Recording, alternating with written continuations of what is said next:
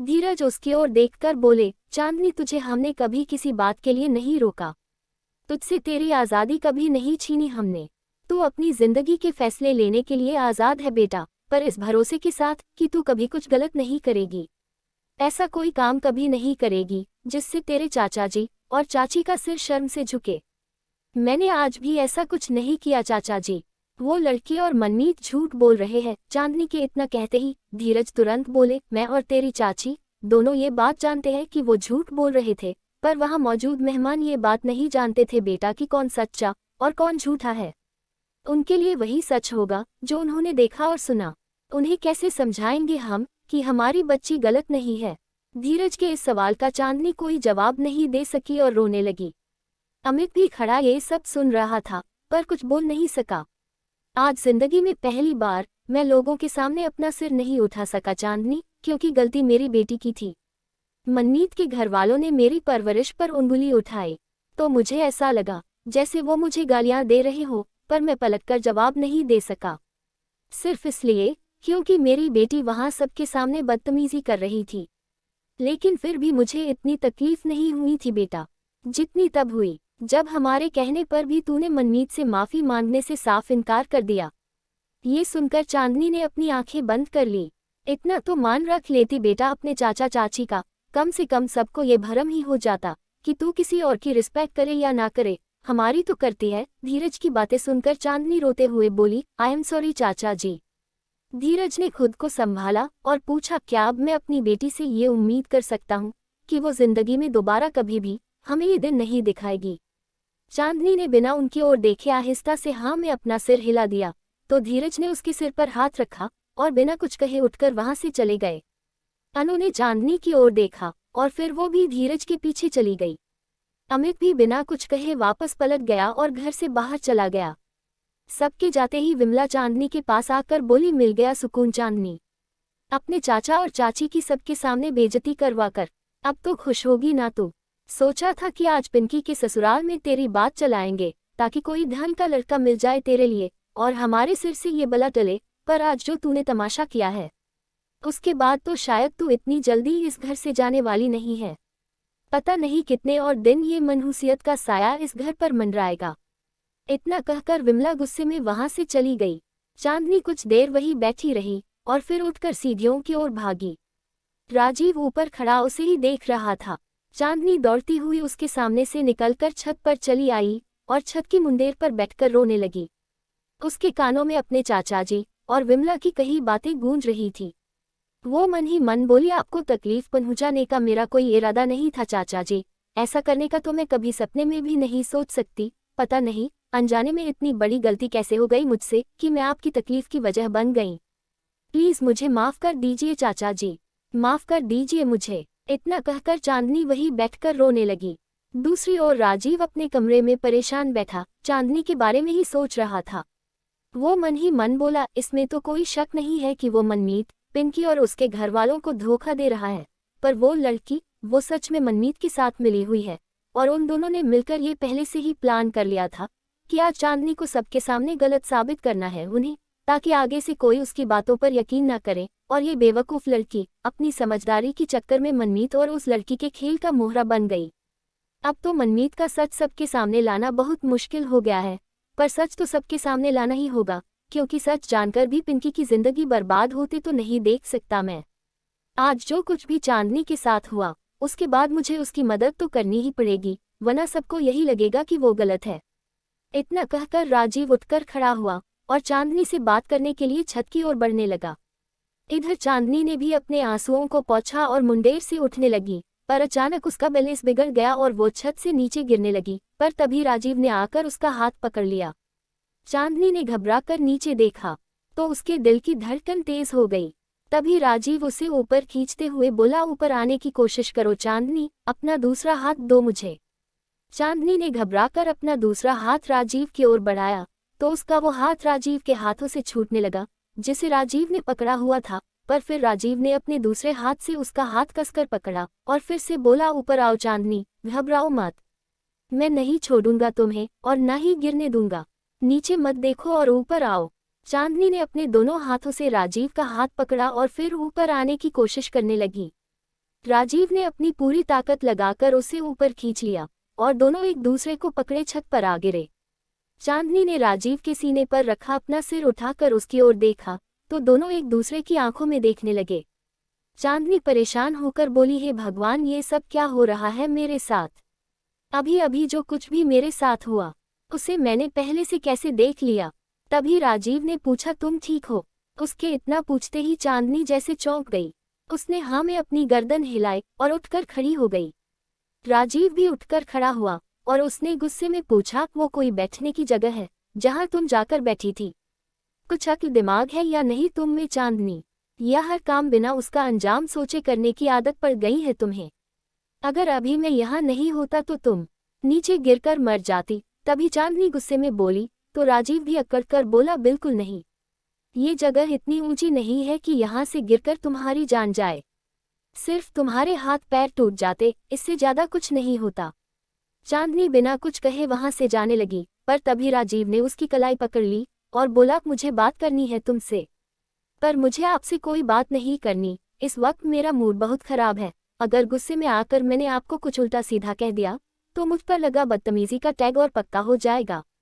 पहले ही बदनाम हो चुकी हूँ और अनजाने में उन लोगों को तकलीफ पहुंचा चुकी हूँ जिनसे मैं इस दुनिया में सबसे ज्यादा प्यार करती हूँ। अब आपको तकलीफ नहीं देना चाहती। चांदनी के इतना कहते ही राजीव ने उसे अपने करीब खींच लिया और बोला, थोड़ी बदतमीज जरूर हो पर वैसी नहीं हो जिन्हें लोग बदनाम कहकर बुलाते हैं। इतना तो जानता हूँ मैं तुम्हें। राजीव के इतना कहते ही चांदनी एकटक उसकी ओर देखने लगी, पर फिर उसकी आंखों में आंसू आ गए। राजीव ने अपने बाएं हाथ के अंगूठे से उसके आंसू को पोंछा और उसकी आंखों में देखकर बोला, किसी और का मुझे नहीं पता चांदनी, पर तुम्हारे परिवार की तरह मुझे भी ये अच्छे से पता है कि तुम कभी कोई गलत काम नहीं करोगी, इसलिए रोना बंद करो। बहुत बुरी लगती हो रोती हुई। चांदनी अभी भी उसे एकटक देख रही थी क्योंकि उसे यकीन नहीं हो रहा था कि राजीव उससे ये सब कह रहा है। तभी राजीव फिर से बोला, आज तुम सही थी चांदनी, बस तुमसे एक गलती हो गई। तुम्हें उस लड़की पर ट्रस्ट नहीं करना चाहिए था और न ही तुम्हें उसके सामने पिंकी के खिलाफ बातें करनी चाहिए थी। ऐसे लोगों से दिल की सुनकर नहीं चांदनी, बल्कि दिमाग का इस्तेमाल करके निपटा जाता है, वरना हमारा खेल हम पर ही पलट जाता है। अगर तुम उनकी असलियत जान ही चुकी थी तो पूरी तैयारी के साथ तुम्हें उन पर अटैक करना चाहिए था, क्योंकि आधी अधूरी तैयारियों से जंग नहीं जीती जाती चांदनी, सिर्फ जंग हारी जाती है। उसकी बातें सुनकर चांदनी अभी भी उसे एकटक देख रही थी। राजीव भी उसकी आंखों में देखने लगा। दोनों एक बार फिर एक दूसरे की आंखों में खो गए, पर फिर चांदनी ने अपनी नजरें झुका ली और राजीव से अपनी कलाई छुड़ाकर आहिस्ता से बोली, मुझे नींद आ रही है, गुड नाइट। इतना कहकर चांदनी जाने लगी, पर राजीव ने फिर से उसकी कलाई पकड़ ली और बोला, सुनो। चांदनी ने पलटकर उसकी ओर देखा तो राजीव बिना उसकी ओर देखे बोला, साड़ी खुल गई है तुम्हारी, संभल कर जाना वरना इस बार जरूर गिर जाओगी। उसके इतना कहते ही चांदनी की आंखें बड़ी बड़ी हो गईं। उसने तुरंत अपनी साड़ी देखी तो उसकी साड़ी की पटियां सच में खुल गई थी। उसने तुरंत अपनी साड़ी संभाली और उसे पकड़कर वहां से भाग गई। राजीव ने पलटकर देखा और फिर मुस्कुराने लगा। चांदनी भागती हुई अपने कमरे में आई और रूम का दरवाजा अंदर से बंद करके दरवाजे से टिक गई। उसने फिर से अपनी साड़ी देखी तो उसे भी हंसी आ गई। दूसरी ओर कृषि अपने रूम में खिड़की के पास खड़ा चांदनी के बारे में सोच रहा था। उसके बारे में सोचकर उसके चेहरे पर बड़ी सी मुस्कुराहट आ गई थी, पर तभी राधा ने वहां आकर मुस्कुराते हुए पूछा, कैसी लगी चांदनी? राधा के मुंह से चांदनी का नाम सुनकर कृषि ने तुरंत पलटकर उनकी ओर देखा और पूछा, आप चांदनी को कैसे जानती है दादी? राधा उसके पास आकर बोली, सिद्धि विनायक मंदिर में चांदनी से मुलाकात हुई थी मेरी। अनाया ने मिलवाया था मुझे उससे। कृषि ने मुस्कुराते हुए उनकी दोनों बाहें पकड़ी और उन्हें वहीं बेड पर बैठाते हुए बोला, वैसे दादी आपको चांदनी से मिलकर ऐसा नहीं लगा जैसे उसकी शक्ल काफी हद तक मम्मा से मिलती है? लगा था कृषि, जब मैंने चांदनी को दूर से देखा तो मुझे एक पल के लिए यही लगा जैसे सामने से हमारी चांदनी चली आ रही हो, पर जब वो नजदीक आई तो पता चला कि वो हमारी चांदनी नहीं बल्कि कोई और ही है। राधा की बातें सुनकर कृषि उनकी बगल में बैठकर बोला, पर नाम भी सेम होना आपको कुछ अजीब नहीं लगता? राधा ने मुस्कुराते हुए कृषि की ओर देखा और फिर बोली, अजीब तो है बेटा, पर मेरा दिल कहता है कि अगर भगवान ने उस लड़की को तुम्हारी माँ का चेहरा और नाम देकर हमारी जिंदगी में भेजा है तो जरूर इसके पीछे कोई बहुत बड़ी वजह है। और वो वजह क्या है, ये शायद हम सब सही वक्त आने पर ही जान सकेंगे। राधा की बातों ने कृषि को सोचने पर मजबूर कर दिया, पर फिर राधा ने कृषि की ओर देखा और उसके गाल पर हाथ रखकर बोली, कृषि मैं एक बार फिर एक और चांदनी को इस घर में दुल्हन बनाकर लाना चाहती हूँ। ये सुनकर कृषि उन्हें एकटक देखने लगा, तो राधा फिर से बोली, तुम्हारी दुल्हन बनाकर चांदनी को इस घर में लाना चाहती हूँ मैं, और इसलिए आज मैं चाहती थी कि तुम अनाया के साथ पिंकी की सगाई में जाकर चांदनी से मिलो। कृषि तुरंत उठकर खड़ा हो गया और सोच में पड़ गया। राधा भी उठकर खड़ी हुई और बोली, कृषि बीती बातों को भूल जाओ। संजना तुम्हारे लायक कभी थी ही नहीं। उसने तो पहली मुलाकात में ही ये साबित कर दिया था कि वो प्यार और रिश्तों से ज्यादा अहमियत पैसों को देती है, और इसलिए उसने तुम्हारी जगह किसी और का हाथ थाम लिया। दादी आप अच्छे से जानती है कि ये बात नहीं है। पापा और उसके डैड की बिजनेस राइवलरी की वजह से उसके डैड ने उसकी मर्जी के खिलाफ उसकी शादी राजवीर से की थी। कृषि के इतना कहते ही राधा भी बोली, तुम्हारे पापा ने कभी उस परिवार से दुश्मनी नहीं रखी है कृषि। वो तो बहुत पहले ही अपना बिजनेस रोनित के हाथों में सौंपकर यहाँ से चला गया था।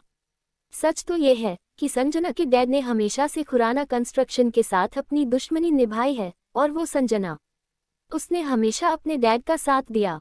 तुम्हारे पापा और चाचू ने तो तुम्हारी खुशी की खातिर सब कुछ भुला दिया था, पर फिर भी एक कॉन्ट्रैक्ट ना मिलने का बदला लेने के लिए उन्होंने तुम्हारा इस्तेमाल किया। उस रात तुम्हारी एंगेजमेंट पार्टी में हम संजना और उसके डैड का इंतजार करते रह गए, पर वो दोनों नहीं आए और उस लड़की ने रातों रात राजवीर से शादी कर ली। अब आप पुरानी बातें लेकर क्यों बैठ गई है दादी? मैंने संजना को कब का अपने दिल और दिमाग से निकाल दिया है।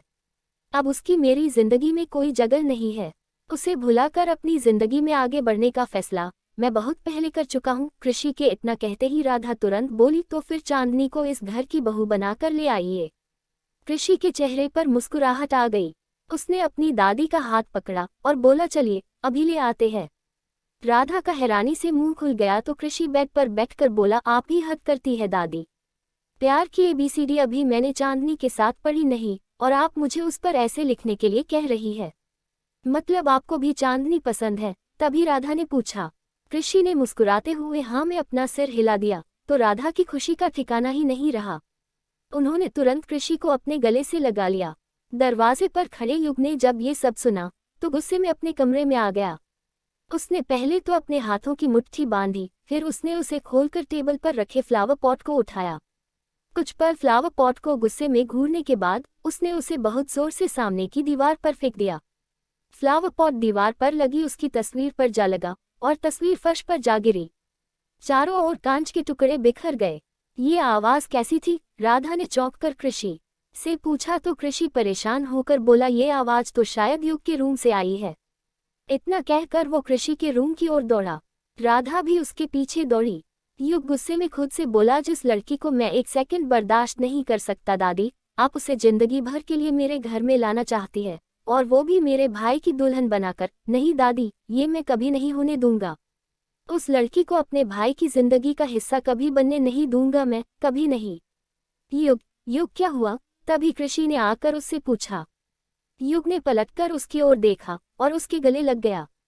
उसने बहुत जोर से कृषि को पकड़ा और फिर गुस्से में मन ही मन बोला, आज मेरे दिल में तुम्हारे लिए नफरत और गहरी हो गई है चांदनी, क्योंकि अब मुझे तुम्हारे इरादे बहुत अच्छे से समझ आ गए हैं। लेखिका कविता वर्मा।